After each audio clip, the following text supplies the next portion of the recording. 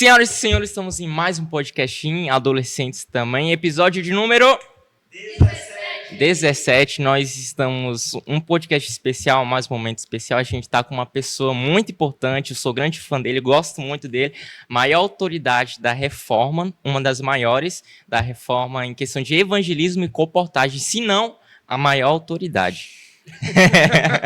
Nós temos aqui uma pessoa que ele é da prática, ele não é teórico, ele tá ali convivendo com as pessoas, o cara da multidão, ele tá ali no olho, tá na trincheira, no evangelho, compartilhando com as pessoas. Então o cara não é da prática, ele realmente vivenciou uma pessoa real, um amigo real. Ele é um amigo, é um pai, um esposo e principalmente um ministro do evangelho. Pastor Franchale, muito obrigado pela sua presença. Maravilha, tá bom? Eu que agradeço. Estamos aí felizes em poder compartilhar aqui desse momento aqui de bate-papo, onde queremos aqui trocar experiências, aprender aí como fazer de forma mais assim produtiva o trabalho do mestre. Maravilha. Eu quero começar com uma pergunta. Como é que o senhor entrou nesse mundo da comportagem? E para aqueles que não sabem, o que é comportagem exatamente? Legal. Então é o seguinte, primeiro vamos definir, né? Show. Comportagem é um trabalho onde você consegue associar a profissão de venda com a missão, certo? Então, eu entendo assim, que a comportagem é para todos, mas principalmente quem tem aquela vocação, aquela experiência com venda. Porque quem vende, geralmente, são os melhores comportores, certo? Porque ele já tem essa facilidade de negociar e tal, etc. Mas, como é um ministério, está associado, assim, ao trabalho de evangelização, né? Que é, eu costumo dizer que se a pessoa, mesmo que ela não seja missionária, mas se ela ser uma comportora, ela vai ser obrigada a ser, porque o trabalho já exige isso, né? Então, ela desperta essa vocação missionária. Então, a comportagem é um trabalho de venda que você, ao mesmo tempo, vende, ganha dinheiro, você evangeliza. A origem dela vem dos valdenses, né? Então, os valdenses, o fundador da comportagem foi Pedro Valdo, um negociante, um comerciante francês da cidade de Lyon. Ele viveu numa época em que a Bíblia não era de fácil acesso às pessoas, e a forma que ele encontrou de levar a palavra de Deus aos lares, já que eles não tinham liberdade religiosa, foi introduzindo o trabalho de porta em porta, e inicialmente eles começaram a vender joias, tecidos, e depois foi transferido para os livros, né? Muito tempo depois, quando veio a imprensa, etc. Então, isso que é comportagem, é vender livro e evangelizar. De uma forma assim, bem compreensível, né? E a segunda pergunta que você me falou é em relação a como eu entrou no mundo da comportagem. Então é o seguinte, eu quase nasci na igreja, né? A minha avó Celeste Lima Ferreira, em memória, foi uma grande educadora, né? E quando ela aceitou a mensagem, o movimento de reforma, eu tinha 5 anos. Então, quase nasci na igreja, né? Eu nasci em 1979, minha avó aceitou a mensagem em 84. Então, legal. Eu tinha 5 anos, certo? E nessa época, morando no extremo sul da Bahia, a gente de família pobre teve que aprender a trabalhar cedo, né? Eu costumo dizer o seguinte, que trabalho é bênção. É verdade. Se a pessoa quer aprender a ser homem na vida, trazendo para o lado masculino, né? Ou gente, ele precisa trabalhar, certo? O estudo também é importante, mas o trabalho também, ele parece que amadurece a gente mais. E eu, devido ao contexto da minha família simples, pobre, eu tive que começar a trabalhar cedo. E com o que o pastor Franchale começou a trabalhar? Venda. Sabe qual foi a primeira coisa que eu comecei a vender? Não faço a mínima ideia. Picolé. Imagina, Franchale vendendo picolé. Que massa. Então, sabe aqueles carrinhos de picolé assim? Sei. Que você empurra? Então, eu comecei por ali. Já pequeno ali, quase 10 anos. comecei a vender picolé na rua, saía aí com 50 picolés, uma manhã, uma tarde, e voltava sem nada, né? Então, minha primeira independência financeira começou vendendo. E eu vendi picolé, vendi tábua de passar. Eu vou falar daquelas tábuas térmicas de madeira, né? Sei. Aquela venda ali foi a que mais me fez sofrer. Até criou calo aqui nos ombros, porque elas vinham 4 e a gente tinha que carregá-la no ombro. No dia da entrega era sofredora. Caralho. E como eu sempre fui bom de vendas, meu irmão vendia 100 tábuas, imagine. Carregar aquelas bichonas pesadas, era amarrada em 4. Caramba. E eu não tinha carro, eu pegava ônibus, né? Botava dentro do ônibus, às vezes eu levava 2 fardos de 4, era 8, e colocava dentro do... Então, comecei a vender, vendi tábua, vendi picolé, vendi pastel. Na época do pastel era assim, era uma cestazinha que você colocava aqui no ombro, no braço, e abria as duas, não sei se vocês já viram um modelo dessa. Eu acho que eu já abria vi assim, ó, aí tinha um pastel aqui e o pastel cá. O queijo, carnes, banana real, que era um pastel doce. Não sei se você já comeu, não, banana real. O recheio é de banana. E aí coloca canela ali em cima. É um pastel doce, muito gostoso. Então eu vendi pastel. Só que eu, quando recebi as visitas dos pastores lá na minha igreja do interior da Bahia, a cidade de Eunápolis, tenho lembrança de vários pastores. O primeiro pastor que visitou nós lá era um pastor chileno. Não sei se vocês já ouviram falar dele. Quiroga. Esse chileno. Já morreu ele. Ele que batizou a minha avó, pastor Quiroga. Agora, o que eu mais me lembro, assim, que foi que teve mais próximo da gente, foi o pastor Álvaro Daniel. O pastor Álvaro Daniel, ele que me batizou, né? E eu ficava muito, assim, encantado com o trabalho dos pastores, né? Eu entendo que ali o Espírito Santo já começou a trabalhar no meu coração para mim ser um pastor. E quando o pastor chegava lá em casa, sabe o que eu fazia? Falava para minha avó, mãe, deixa eu ir visitar com eles, acompanhar. Aí minha avó, né, sabia que era uma coisa legal, falava, não, pode ir. E me deixava eu ir. E aí eu ficava na cola ali, tipo coroinha, né? Do padre, entendeu? Sei. Ficava na cola do Álvaro Daniel. E aquelas visitas junto às casas das pessoas despertou em mim esse desejo para ser um pastor da igreja. Rapaz, aí quando alguém me perguntava, ei, Franchale, quando tu crescer aí e virar independente, o que tu vai ser? Aí eu falava, eu quero ser um pastor. Isso com meus 16 anos, entendeu? Na fase aí da adolescência, né? Um adolescente, legal. 16 anos. Aí eu falei, eu quero ser um pastor, rapaz. E aí todo mundo ficava assim, e tal. Resumindo, e aí quando eu completei 18 anos, eu fui para Salvador, a sede da Associação Bahia na época, participar a convite de um amigo chamado Silvério, que mora em Feira de Santana. Eu trabalhava com ele, inclusive, nessa época. Ele tinha uma fábrica de remédios naturais. Eu trabalhei com ele 1 ano, fabricando e vendendo remédio. Sempre minha vida foi venda. Observe, né? Venda para tudo, vendi remédio. Eu fabricava mel com alho, mel com cansanção, mel com babosa e outros tipos de xarope, de mel. Aí eu fabricava e vendia. Me tornei lá uma pessoa assim, responsável com ele lá, né?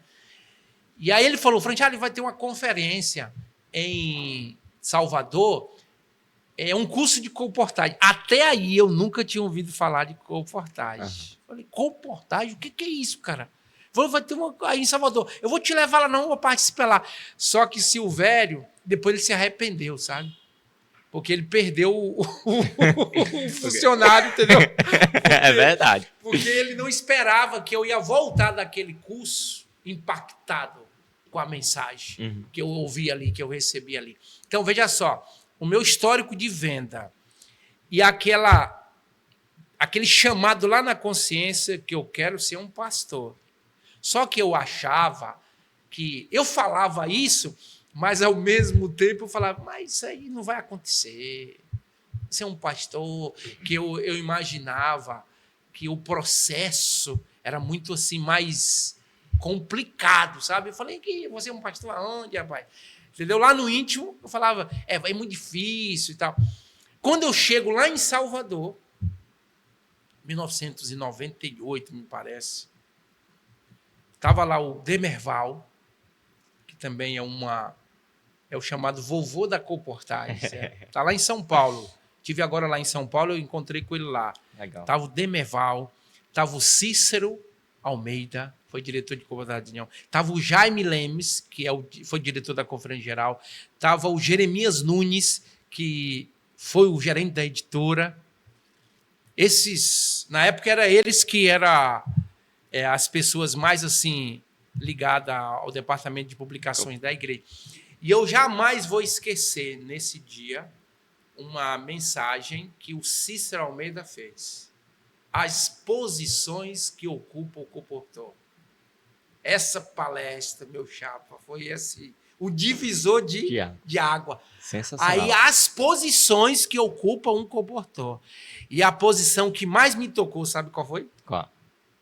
O Coportor é um pastor. Nossa. Como assim, rapaz? O Coportor é um pastor. Aí ele lê os textos lá dos profecias, que a Ellen White fala que a obra do Coportor é igual à do pastor. Eu falei, como é que é o negócio aí? É igual. Deixa eu ver se eu consigo localizar o texto aqui para relembrar com vocês, né? Certo. Eu falei, não, gente, igual. Aí teve um texto que foi lido nesse dia lá, que fala bem assim, né? Que o mesmo ministério dos anjos que auxilia o pastor é o mesmo que auxilia o Coportor. Nossa. Rapaz, Aí... quando eu li, aí aquele desejo lá atrás de dizer assim, eu quero ser um pastor, aí eu falei assim, pronto. Coportor agora. Eu vou ser um Coportor pastor, você é igual. Falei, pronto, é o que eu quero para minha vida. Aí terminou o curso de Coportage, eu procurei o Silvério e disse, Silvério, obrigado por você ter me trazido até Salvador. Mas a partir de hoje você não tem mais um funcionário. A partir de hoje, o Franchale é um pastor. Pastor? Coportor. Ah, legal. Aí ele falou, como é que é? A partir de hoje eu sou um pastor. E ali eu fiz as contas com ele, os acertos. E eu saí de Salvador e fui colportar nesse ano de 98, no extremo sul da Bahia, divisa com Minas Gerais. Que tem Eunápolis, onde é a minha cidade, mais abaixo tem Teixeira de Freitas, que já está na ponta da Bahia, e ali está a divisa com o Espírito Santo e com Minas. Aí tem outra cidade ali chamada Posto da Mata, certo? Argolo, que é um interiorzinho desse tamanhozinho. E na cidade de Argolo, eu dei a minha primeira oferta da Coportage. Estava acompanhado, sabe de quem? Altamirando. É um irmão lá de Aracaju. Hoje ele não é mais Coportor, ele é professor. Altamirando, ele é membro da igreja lá de Aracaju. E Altamirando foi na época o diretor de Coportage da associação era o Adaí Cunha. Ele não pôde me introduzir. Aí eu fui para uma equipe de 10 coportores, a maioria estava fazendo entrega, e o Altamirando foi o meu instrutor. Aí ele deu a primeira oferta, eu ouvi ele dar a oferta, fiquei encantado. Eu falei, Altamirando, obrigado aí, agora eu vou sozinho. Não, peraí, já. Porque como eu já mexia com venda, eu percebi que a metodologia não muda muito. Eu vou falar uma coisa para vocês. Eu achei até mais fácil a comportagem do que a venda. Porque assim, vou explicar por quê. Mano, a venda é assim, eu chegava na casa com a tábua, certo? Com a bolsa, com o pastel, com o picolé. Eu já mostrava o que eu tinha. Legal. Aí a pessoa comprava se quisesse, que já sabia o que era. A comportagem não. Eu chegava, bom dia, tudo bem? Eu sou um orientador de saúde, estamos aqui numa campanha de saúde. Não é um vendedor. Aí eu chegava, pois é, nós temos uma clínica lá em Curitiba chamada Oasis Paranaense. Aí, entendeu? A clínica trata assim as pessoas naturalmente. Por exemplo, se alguém tiver pressão alta, sabe o que a gente usa lá? Aí eu comecei a dar essa receita. Eu não estou vendendo nada. Eu estou orientando. Aí quando eu percebo que a pessoa gostou, rapaz, achei interessante essa receita do pepino aí com alho para pressão. Como é que é aí? Peraí que eu vou anotar. Aí eu falei, agora é a hora de fazer o quê? Vender.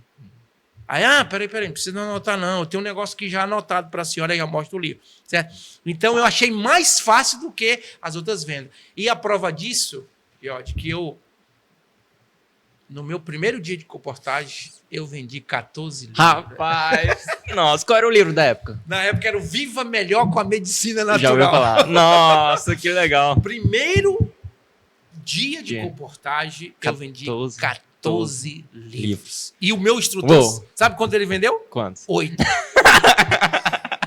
Dá pra vender o papel. Seu professor, ele ama. Eu fui campeão. Vendi mais do que ele. Sensacional. Eu fiz só uma oferta dele. Mas como eu já tinha experiência Tática com venda, então assim, o que eu quero com isso trazer? Quem mexe com venda deveria ser um comportor. Porque a venda já está na comportagem. Só que a diferença é que a comportagem é um departamento de venda e, ao mesmo tempo, um ministério. Ou seja, você, além de vendedor, você vai ser um pastor. Pastor. Certo? Não? Legal, gostei. Essa aí é a minha proximidade com a comportagem. Maravilha. E nessa viagem aí, de 98 para cá, nós já estamos em 2024. 24, né? Yes. Ou seja, 2000 tem 26 anos. Tempinho, hein? Pensou. Tu não era nem nascido. Essa turma aí dos adolescentes que tá assistindo aí o podcast, nem era nascido. Caramba. Ou seja, quando eu comecei a comportar, eu não era casado, né? Então, foi para mim, foi muito legal, sabe? Não. E eu vou dizer uma coisa para você. Para mim é um prejuízo muito grande um adolescente da nossa igreja não experimentar a comportagem. Se eu fosse o Papa, o Papa da reforma, não sou o Papa não, mas se eu fosse o Papa do momento de reforma, nós não temos Papa, né? Uhum. Eu colocaria uma lei como obrigatório. Todo jovem, todo adolescente, ele teria que viver uma experiência dentro da comportagem. Pelo menos uma vez. Um ano. Um ano. Direto. Um ano, certo? Ainda que não fosse direto, mas que tivesse ali fazendo o trabalho. Melhor se fosse direto, mas pelo menos um ano, porque, olha, rapaz, os benefícios é algo assim... Você pode citar uns benefícios? Por exemplo, tem a espiritualidade, que ajuda demais, tem um profissional... Primeiro benefício é a espiritualidade, porque o comportor, ele tem que ser um homem de oração, né? A oração é que faz a gente crescer espiritualmente. Eu acho que esse aqui é o primeiro, né? O comportor, ele é obrigado a ser uma pessoa consagrada, porque ele bate de porta em porta e tal. Ele ora para Deus dar sabedoria, ele ora para Deus ajudar a vender. Então, todo jeito ele tem que estar orando, né? Esse é o primeiro ponto. Eu acho que esse aqui não tem dinheiro que pague. O outro benefício, que eu acho importante, desenvolve no jovem a visão missionária. Porque muitos jovens não têm visão missionária. Não tem. Muitos adolescentes ainda não têm. É que também a mente está em desenvolvimento, né? Eu, quando tinha meus 13, 14, 15 anos, 16, eu não tinha visão missionária. Depois que eu virei um comportor, aí a minha mente, certo? Eu me tornei mais útil à minha igreja local depois que eu experimentei a comportagem. Eu me tornei uma espécie de subpastor. Legal. Obreiro mirim. Entendeu? Eu me tornei mais ou menos assim. Legal. Ou seja, o pastor confiava em mim. Se ele não pudesse estar no dia, no sábado, na igreja, ele falhasse por alguma razão ou outra, ele sabia, eu tenho lá um mirim pastor lá, eu tenho lá o meu auxiliar lá, é o Franchale, ele vai pregar no meu lugar. Olha lá! Então, a minha visão missionária desenvolveu, porque eu virei Eu entendi que eu era um braço do pastor. Eu entendi que a minha missão era igual a dele. Então, a minha visão missionária, a minha responsabilidade melhorou. Então, por isso que eu acho um desperdício. Isso no aspecto espiritual e missionário. Agora, vamos comentar um pouquinho no aspecto pedagógico, que eu acho que isso aqui é legal. Legal, bora. Pedagógico, né? Eu acho isso aqui fantástico. Rapaz, o benefício pedagógico é excepcional. Por exemplo, uma maior necessidade dos jovens, dos adolescentes, é ler. A leitura enriquece, ou não? Com certeza. Um jovem que lê, ele tem visão de águia, cara. Agora, você quer descobrir por que muitos jovens não crescem, não desenvolvem? É porque não lê, certo? E como comportou, você é obrigado a ler. Para saber o que está falando. O que você vende? O livro. Livro. Então, como é que você vende livro? É verdade. Faz sentido. Então, o seu produto é o quê? Livro. Ainda que você não goste de ler, você vai ser forçado a ler. Porque vai surgir uma pergunta. Uma vez eu estava comportando, né? Todo empolgado, eu sempre fui assim, empolgado, barulhento e tal. Aí, eu era corajoso, rapaz. Eu já comecei já grande. Eu chegava, já queria fazer palestra. Uma vez eu fui na igreja Assembleia de Deus e dei uma palestra, o pastor me entendeu. Só que assim, eu decorei tudo antes, né? Mas eu já era corajoso já, eu nunca tive medo, não. Uma coisa que Deus me deu foi coragem, eu nunca tive medo, não. Às vezes eu não tinha nem preparo, mas coragem eu tinha, certo? E uma vez eu estava dando uma palestra, nunca vou esquecer. E aí o ouvinte lá levantou a mão e disse assim, ei, professor, me chamava de professor, né? Ei, professor, novinho, rapaz. Ele falou, é o seguinte, rapaz, a minha mulher está doente e eu gostei dessa receita da pressão alta, do colesterol, porque aquilo ali era tudo receita decorada, né? Que é assim que começa, né? Primeiro você decora um pouco. Só que eu preciso de um tratamento para minha mulher. Se você me der o tratamento, eu compro seu livro. Imagine qual doença ele falou. Chuta um aí para ver se você acerta. Faço ideia, não. Rapaz, foi um palavrão, rapaz. Um palavrão. Que eu nunca ouvi falar aquela palavra. Aí ele falou, eu falei, diga aí a doença da sua mulher que eu tenho um tratamento para ela. E ele me falou bem assim, miastenia gravis. Ok, homem. Olha o nome. Caramba. Miastenia gravis. Para mim, era um palavrão. É a besta do apocalipse. Era um negócio muito... Moço, você sabe o que é como o cara me dá um tiro na minha testa e eu caí e perdi a palestra? Só que, como eu já tinha experiência com venda, e a pessoa é liso, né? Comportou o vendedor, ele quer se sair bem em tudo que é oportunidade. Eu nunca dava por vencido, entendeu? Aí a pessoa falava assim, sim, e aí, você tem? Meu amigo, eu queria tirar uma dúvida contigo aqui, antes de dar um tratamento, né? Não sabendo de nada. Falou, qual? Me diz uma coisa, quais são os sintomas mais fortes que sua esposa tem? Olha o diagnóstico, eu apelei para os sintomas mais fortes. Moço, para minha decepção, ele me deu um sintoma lá que não ajudou, foi nada. E eu falei, será que eu dou o braço a torcer? Eu não sei como é que é e tal. Aí, vou dar uma dica aqui para iniciante, tá? Que tem muitos adolescentes que um dia vai se comportar, né? Sabe o que eu aprendi com um mestre? Quando eu comecei a comportar, eu recebi uma dica de um mestre que eu achei bem legal. Ele falou, Franchale, leia no livro Viva Melhor com a Medicina Natural o capítulo Geleia Real Pura. Tu conhece geleia real, não? Eu lembro o seu falando na pura, reportagem. Porque, existe 2 tipos de geleia. Quando eu estava lá, era mais adolescente, os irmãos vendiam geleia real. Sabe qual era o geleia real que eles chamavam de geleia real? Vinha numa caixinha, que a gente abria ela assim, aí vinha aqueles melzinhos, tudo... Aquele quadradinho, já viu esse mel, não? Já. Quadradinho. Uns vendem ele assim, parecendo pendurado assim, um grudado no outro. Sei. Mas na minha época era assim, era uma caixinha que você abria ela, tipo uma caixa de fósforo grande, e dentro tinha uns buraquinhos, aí ficava preso cada... Aí ele chamava-se de geleia real. Só que aquele melzinho não era nem mel. Caramba. Era açúcar. Aí chamava geleia real aquilo ali. Geleia real não é aquilo. Geleia real é um produto pastoso que ele não pode ficar em ambiente quente. Ele deve ser transportado sempre no isopor, no gelo. Aí, a geleia real é um produto completo. Tem todas as vitaminas, sais minerais, é tudo ali. Legal. Tudo. Não existe, depois do leite materno, grava isso aqui, depois do leite materno, alimento mais poderoso do que a geleia real. Gravou isso aí? Gravei. Mais poderoso do que a geleia real não tem.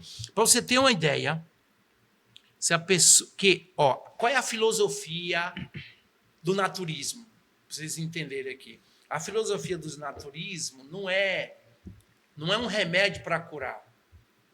A filosofia do naturismo é desintoxicar o organismo, certo? E fortalecer a imunidade para o próprio corpo combater a doença. Certo? Entendi. Essa é a filosofia do naturismo. Por isso tem um jejum terapêutico para dar uma descarga, limpar e depois fortalece a imunidade. E a geleia real, ela tem a capacidade de potencializar a imunidade. E aí, eu li tudo sobre geleia, está lá no livro Viva Melhor com a Medicina Natural. Depois pergunta os mais antigos aí que eles têm, né? Legal. Talvez seu pai, seu avô, eu sei que tem. Meu avô deve ter. Ele tem, isso eu sei. Não sei os outros, mas procura aí que vocês vão ver. Aí pede tirar uma foto do capítulo de geleia real e mandar para vocês, se não tiver na sua casa, né? Aí, resultado. E também quem está assistindo a gente, né? Pode ser que... Procura! Lá tem um capítulo. Mas hoje tem internet, né? Que tem tudo, né? Mas lá está bem assim, bem trabalhado. E lá conta a experiência do Papa Pio XII, que entrou em coma e um sacerdote orientou as freiras a dar para ele geleia real. E depois de vários meses em coma, ele saiu de coma. Aí eu falei, geleia real é poderoso. Aí alguém me disse assim, a dica, né, da comportagem. Olha, quando tu te perguntar uma doença que tu não sabe o tratamento... Geleia real. Geleia real. Gostei. Pá, entendeu? Aí eu na minha, eu falei, meu amigo, é o seguinte, vamos fazer um acordo aqui, aí eu vou voltar à experiência lá, né? Peguei aqui a geleia. Olha, é o seguinte, como esse problema de saúde da sua esposa é um caso assim bem peculiar, eu não queria dar aqui um tratamento completo aqui. Eu vou dar uma receita para vocês verem, para vocês saberem. E eu queria pegar o endereço de vocês e amanhã eu vou fazer uma visita na sua casa. Saí da bola, foi... Pulo do gato. Entendeu? Aí ele falou bem assim, eu vou dar a dica da... Aí eu fiz esse comentário que eu fiz aqui da geleia, para dar credibilidade, né? Aí eu mandei ele comprar geleia. Resultado, meu irmão. No outro dia eu fui na casa dele. Só que quando eu cheguei em casa, o que eu fui fazer? Imagina. Quando eu cheguei em casa, que eu fui lá... E essa palestra foi à tarde, né? Eu cheguei em casa à noite e no outro dia eu fui na casa dele. Vou voltar lá à questão da leitura, entende ou não? Que a comportagem ela tem efeito pedagógico, né? Eu cheguei em casa, o que eu fui fazer? Eu fui ler, meu irmão. Estudar. Peguei todos os livros. Onde é que está a minha astenia grave? Demorou para achar, mas achei, né? Porque não tinha nem no Viva Melhor. Não tinha na época no Viva Melhor. Não tinha nas plantas cura. Não tinha naquele outro lá, hortaliça. Eu falei, onde é que eu vou achar esse negócio, rapaz? Aí perguntei a um comportor mais experiente. Rapaz, tu já ouviu falar sobre miastenia graves? Onde é que tem esse negócio aqui, rapaz? Eu preciso visitar amanhã um cliente. Aí ele falou, olha no manual prático de tratamento natural. Ele já conhecia, né? Quem é novo, iniciante, eu era jovenzinho, eu não sabia de tudo. Aí eu fui lá, achei no manual prático. Show. E lá tem uma aula, meu irmão. Porque quem escreveu o manual prático foi o doutor Daniel Boarin, né? Ele é um médico conceituado. E o Boarin, ele é bom de patologia e etiologia. O que é isso? É o estudo das doenças e das causas. E ele dá uma aula, meu irmão. E sabe qual é a causa da miastenia? Vamos traduzir para o nome mais popular, né? Que se ele tivesse falado. O que é miastenia graves? é uma doença dos músculos. Ela é parecida com... Já ouviu falar sobre aquela fibromialgia? Não. Ou é um palavrão Não. também? Não. Fibromialgia. Essa doença está muito comum hoje em dia. É que você sente dor no corpo todo, nas juntas. É dores. Entendi. Nas juntas. A pessoa é doença de velho, diz, né? Mas hoje jovem está tendo. Fibromialgia. Então, o que é fibromialgia? É uma doença que dá no corpo todo. E a pessoa que tem fibromialgia fica tomando toda hora remédio para dor. A miastenia, ela é uma inflamação também, dores nos músculos. E o principal mineral que causa ela, a ausência dele, é o manganês. Nunca ouvi Aí eu escutar fui também. lá, pesquisei onde tem manganês. Observe, a aula que eu tive em uma palestra, em uma pergunta, entendeu? O cara falou, ei, professor, o que é bom para miastenia graves? Eu cheguei em casa, eu fui estudar, meu irmão, fui pesquisar. Aí quando eu fui visitar ele, eu fui com tanta segurança, parecendo um médico, né? Chegou o doutor aqui, entendeu? Mas explica. Sentei lá com ele, a esposa, expliquei direitinho, rapaz, o que é miastenia, quais as causas e tal. Dentro da visão. Aí eu pesquisei quais os alimentos que têm manganês, quais o tratamento com água que é bom para aquilo, escaldapés e tal. Eu dei uma aula para eles, me compraram o livro e ficou satisfeito. Show. Entendeu? Então, o que eu aprendi ao longo desses anos, né? Que o trabalho da colportagem, ele força você a ser um pesquisador. Não tem jeito, porque cada dia de trabalho vai surgir uma pergunta que não tem resposta. Vai surgir, como apareceu da miastenia grave, entendeu? Aí eu falei, o que eu tenho que fazer? Se eu não sei a resposta, tem dois caminhos aqui. O caminho número 1 é você tentar driblar ali como eu fiz com a geleia real e tal, né, para não dar o braço a torcer. Mas se chegar um momento que você não sabe, não é vergonhoso dizer, olha, meu amigo, é o seguinte, essa doença aí, eu tenho pouco conhecimento com ela, mas em casa eu tenho mais materiais e tenho outros livros e também tenho uma equipe que está trabalhando comigo, a gente vai reunir lá e amanhã eu trago para o senhor uma resposta, um tratamento mais completo, para mim não dar aqui um tratamento parcial, né? Então, você chega em casa, você tem que pesquisar. Então, eu vou dizer uma coisa para você.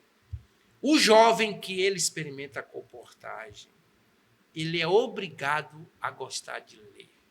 Ou, pelo menos, a criar o hábito da leitura. Legal. Agora, pense, um jovem que no primeiro período da colportagem aí, que ele criou o hábito de ler, quando ele for para a faculdade, quando ele for fazer uma graduação, uma pós-graduação, ele está muito mais preparado. Ou não. Verdade. Porque a leitura muda tudo. Então, para mim, só esse benefício aqui já contribuiu em grande ou em alta escala para o meu desenvolvimento no meu caráter, um caráter do jovem, certo?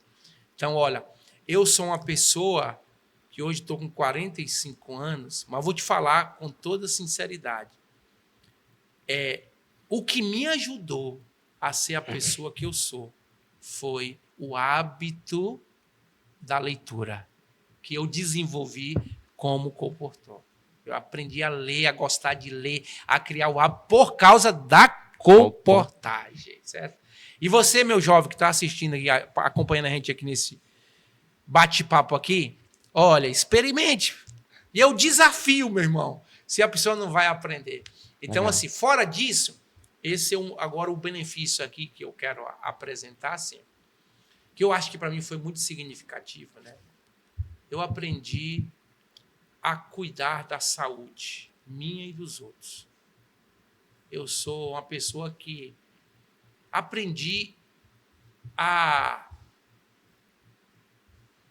no momento de dificuldade, eu aprendi várias receitinhas que funcionam. Porque hoje eu fico triste assim, em que sentido? Estou com uma dor de cabeça. O que você acha que as pessoas com dor de cabeça fazem? Vai atrás no mundo geral, o que é? Farmácia. O que eles, na cabeça, o que ele toma? Doflex, Anador, Doril, Dipirona, é isso, não é? Uhum. É tudo isso, ou não? Tô Sim. com uma dor de cabeça, aí eu vou ali tomar um Anador. A maioria das pessoas não imaginam que esse remedinho mágico, né? Mágico, né? Ele esconde a dor de cabeça, eu vou usar a palavra certa, esconde. Ele não cura. E ele ataca o pâncreas, ataca o fígado, ataca o estômago. Porque os efeitos colaterais são fortíssimos. Remédio químico, ele tem esse agravante, certo? É pesado, cara. Então, assim, aí ó, analisa bem. Qualquer dosinha, uma receitinha. Você quer uma receita que está nos nossos livros que tira dor de cabeça em 5 minutos? Quer que eu diga ou não? 5 minutos. Uhum. 5 minutos. Eu 5 desafio minutos. qualquer pessoa a fazer. Seja jovem, seja velho, sei lá o que for. Vou dar 5 minutos para você. Você vai fazer 2 coisas apenas.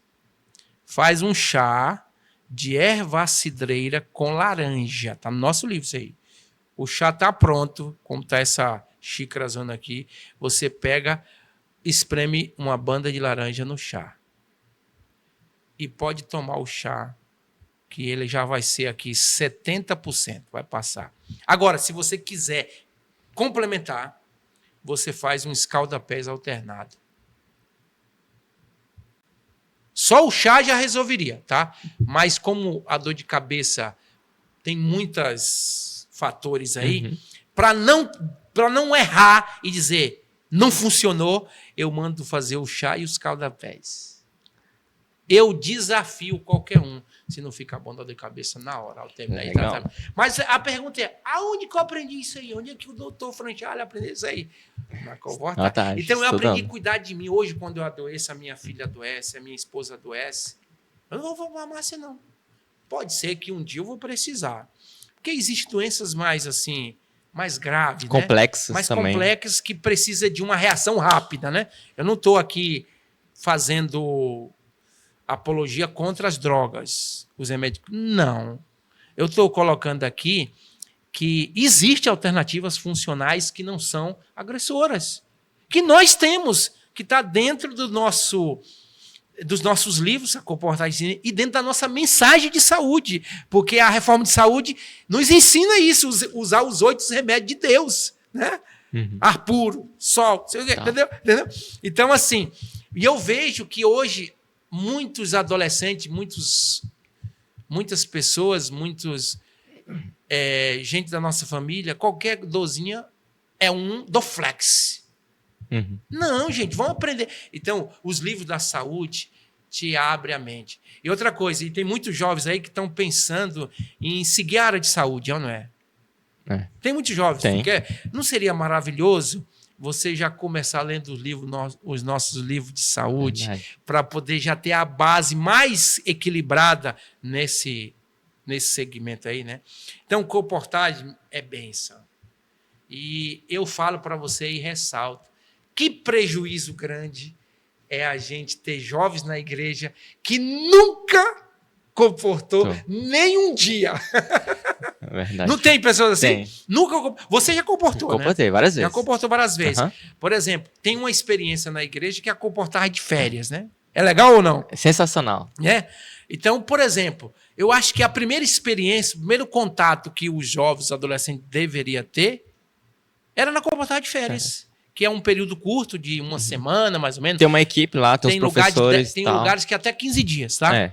Mas é de uma semana a 15 dias. Lá tem vários monitores, né, podemos chamar assim, pastores, que está ali o diretor de Comportage para orientar e tal. Eu me lembro quando nós fomos lá para a Comportage de férias em Iguatu.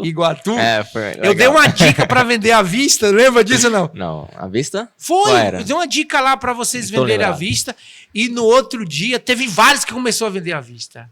Legal. Foi uma dica Thiago vendeu à vista também. Teve uns lá que venderam 5 foi livro à vista. Porque o cliente compra como a gente oferece, né? Então, a primeira. Então, assim, uma dica já mudou o esquema. Certo ou não? E você vai tirar umas férias, você vai aprender sobre saúde, você vai melhorar a tua visão missionária e vai voltar para casa com um dinheirinho a mais, né? Bom demais. Então você já desenvolveu ali. Então a comportagem de férias é um negócio que deveria ter todo ano, em todas as associações. Porque é uma ferramenta pedagógica para ajudar os nossos jovens no seu crescimento espiritual, na sua visão missionária, nos hábitos da leitura. Eu acho legal aquela parte que tem do serviço de casa. Cada um tem que fazer as coisas, né? Entendeu? Tem rapazes que levanta em casa, nem arruma a cama. Nem a cama arruma, rapaz. É complicado. Na comportagem de férias tem que aprender. Arrume seu cantinho aí, meu amigo, por favor. E quando você vira comportor, mais ainda, certo? Porque você tem que aprender. Eu aprendi a arrumar minha cama, eu aprendi a limpar a casa, limpar o banheiro, certo? Eu aprendi a cozinhar, porque eu tô lá no campo sozinho, eu tenho que aprender, né? Fazer meu cuscuz, né? Cuscuz com ovo, né? Então, assim, aprendi a fazer glúten, aprendi a fazer pão. Pão é um negócio legal, rapaz. Todo jovem, rapaz ou moço deveria saber fazer um pão. Concorda ou não? Um bom pão. E eu, na minha experiência de vida, eu tive que aprender a fazer pão, a fazer glúten, iogurte. Agora, por exemplo, antes de viajar para cá, a minha esposa estava em Recife e chegou de viagem. E eu estava em casa sozinho com minha filha, aí eu fiz um iogurte caprichado, 3 litros de iogurte. Sabe aquele iogurte com características de iogurte grego? Já ouviu falar do iogurte grego? Quando tu for no mercado comprar iogurte, se tu vê o nome grego, é porque é o iogurte mais consistente. Por isso que é os mais caros. Saquei. O grego. O grego quer dizer que ele é mais... Aí eu fiz um iogurte com característica de iogurte grego. Fiz uma panela com 3 litros de iogurte. A minha esposa, quando viu o iogurte, ela virou assim. Ele tava parecendo aquele queijo, sabe? E o iogurte tava suave e tava bem durinho. Parecendo um sorvete. Aí eu coloquei para gelar e no outro dia comi com calda de morango, com a bananinha, entendeu? Mas eu pergunto para você, onde foi que eu aprendi a fazer iogurte? Com comportagem. Legal. Entendeu? Então, assim, tudo isso contribui na formação do caráter. Porque, assim, Jorge, a gente precisa ser preparado para a vida, cara. Não é ser preparado só para ser doutor, preparado só para ser professor. Não. A vida exige de nós muitas coisas. Entende ou não? Então, a gente precisa ser preparado para a vida, rapaz. Você tem que saber de tudo. Tu vai casar um dia, ou não? Sim. E sua mulher estiver doente, como é que vai ser? Tem que cuidar dela, ué. Só dela? A casa também. Porque se ela estiver doente, quem é que vai? Ou vai deixar a casa as baratas tomar? Não faz sentido. Quem é que vai limpar? Quem é que vai fazer passar comida? Um panozinho na casa? Entendeu? Quem é que vai fazer a comidinha? Uma vez a minha esposa estava em casa e ela adoeceu. Eu estava recém-casado, morava em Belo Horizonte. Mais ou menos, né? Mais ou menos recém-casado. Tinha pouco tempo de casado, poucos anos. E ela adoeceu. E nós tínhamos visita no próximo sábado para receber. Estava programado. Mas quem foi que fez a preparação do sábado? Ela falou, não, vamos cancelar a visita. Nada disso. A visita vai vir e o pastor vai resolver o problema aqui, meu irmão. Aí eu fui lá, fiz as comidinhas direitinho, fiz até glúten, meu irmão. Olha aí. E a visita veio e almoçou com a gente tranquilamente. E quando eu analiso a minha atuação hoje como ser humano, como pai de família, como marido, como pessoa, eu entendo que tudo começou lá atrás. Entende ou não? O que me beneficiou foi a obra da comportagem, a escola. Ellen White, não sei se vocês já ouviram falar, eu vou ler o texto, tá bom? Tá. Olha esse texto aqui que fala aqui, ó. Falando da obra educacional da comportagem. Né? Certo. Comportura Evangelística, página 32. Esse texto, e tem mais outro, eu quero associar os dois. Na verdade, a melhor educação que os jovens podem obter é entrar na comportagem. Olha só. Uou. A melhor. Melhor. Agora vamos ver o outro aqui. Esse aqui eu acho mais legal. Que assim, ele abrange a educação. Por que ela é a melhor, tá? Obtida por esse meio prático, pode, ela já te fala, apropriadamente ser chamada de educação superior.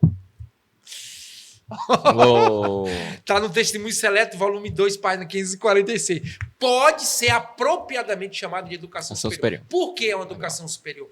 Porque te prepara para a vida. Eu vejo muitas pessoas que são muito bitoladas, só sabem fazer uma coisa na vida. Né?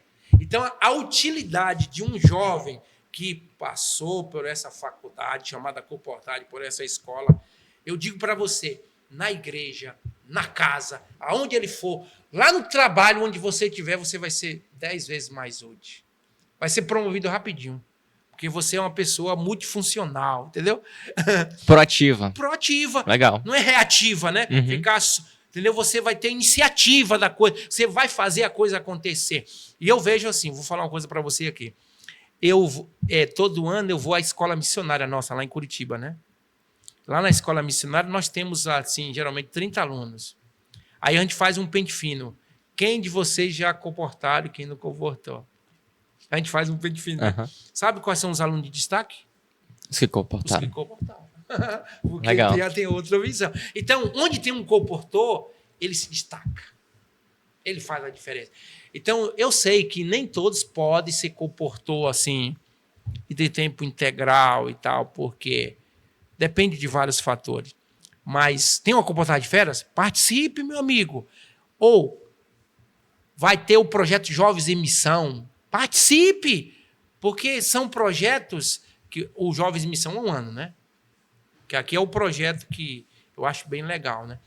Então, assim, que a comportagem está dentro dele, né? Uhum. O que a gente percebe é assim, existe uma fase da sua vida que você precisa aproveitar ela para te preparar para novas responsabilidades amanhã.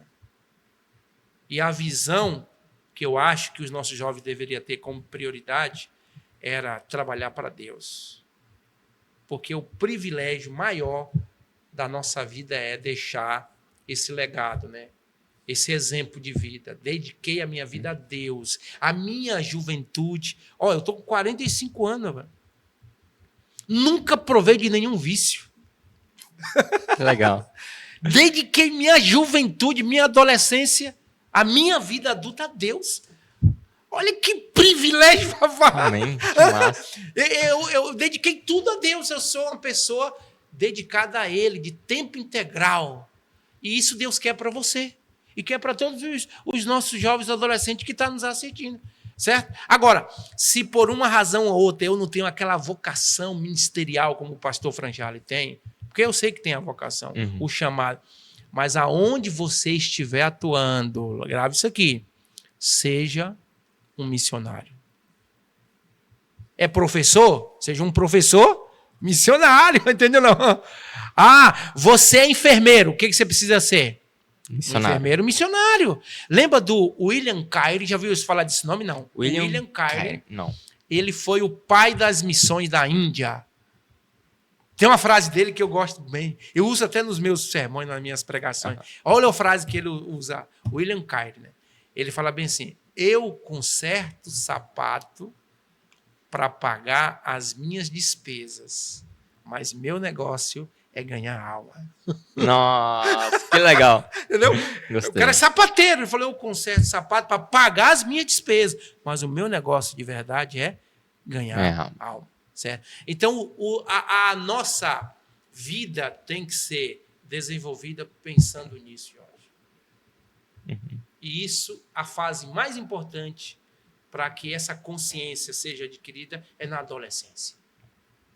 E eu quero te agradecer porque você está dando essa oportunidade para os jovens ouvir, os adolescentes ouvir isso aí, né? Eu que agradeço, isso aqui é como uma semente que está sendo plantada nesse momento aqui. É uma semente que está sendo plantada. A semente que vai germinar para a eternidade. E essa bênção, a gente alcança os nossos jovens e os jovens alcançam outros. Porque tem que ser reproduzido, né?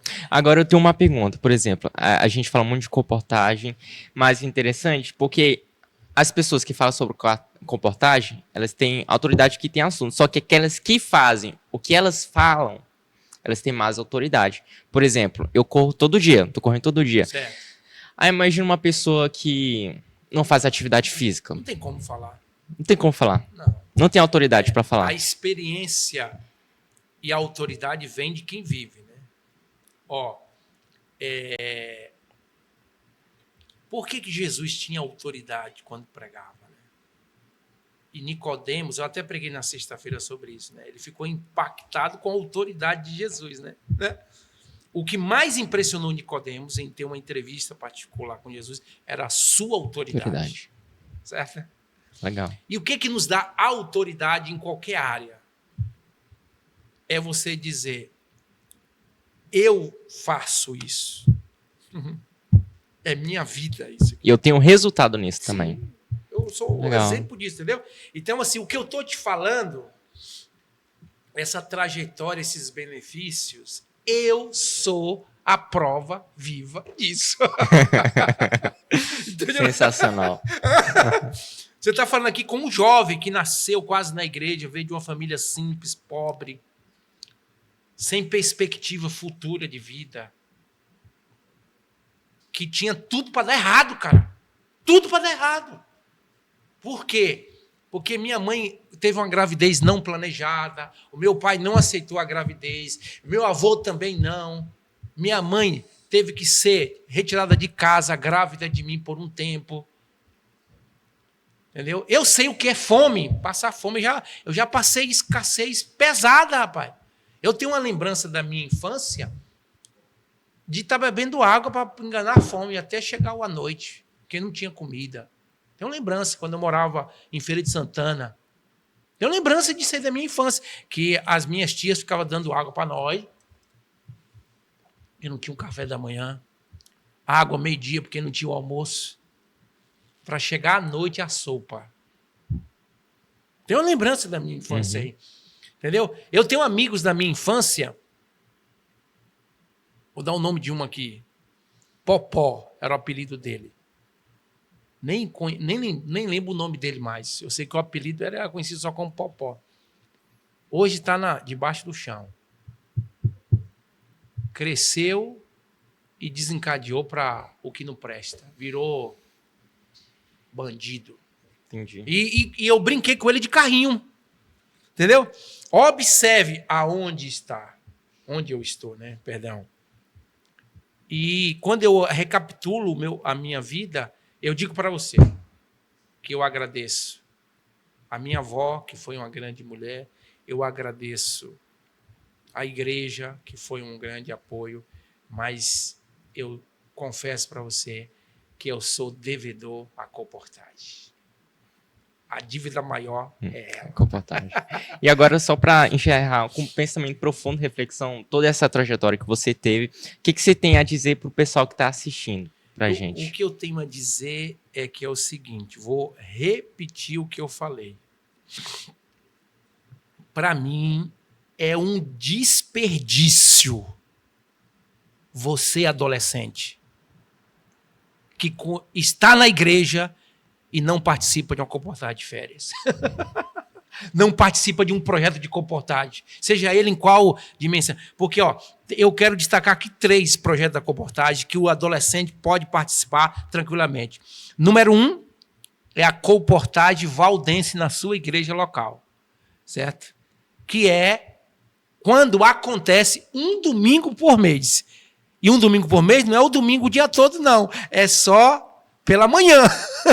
Certo? Uhum. Esse é o primeiro ponto. O outro é a comportagem de férias que acontece uma vez por ano, que é, em média, uma semana, que você já participou. Uhum. Certo?